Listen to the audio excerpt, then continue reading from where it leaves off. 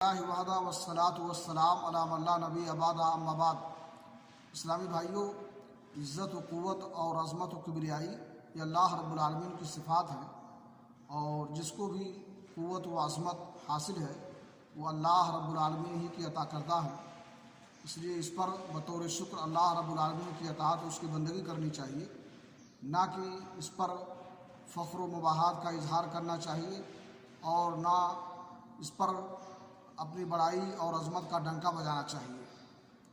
جو ایسا کرے گا اس پر جہنم لازم ہوگی اور جہنم اس کا ٹھکانہ ہوگا۔ صحیح مسلم شریف کی حدیث ہے، رسول اکرم صلی اللہ علیہ وسلم نے فرمایا، اللہ تعالیٰ فرماتا ہے، العز ازاری والکبریاء ردائی فمن یعظمنی عظمتہ، کہ عزت میرا پہناوا ہے اور کبر میری چادر ہے۔ جو ان میں سے کسی میں بھی مجھ سے منازعات کرے گا اور اسے انہیں کھینچے گا، میں اسے عذاب دوں گا۔ کھینچنے کا مطلب یہ ہے کہ جو شخص ان سے متصف ہونے کا دعویٰ کرے گا یا اس کی کوشش کرے گا تو میں اسے عذاب دوں گا۔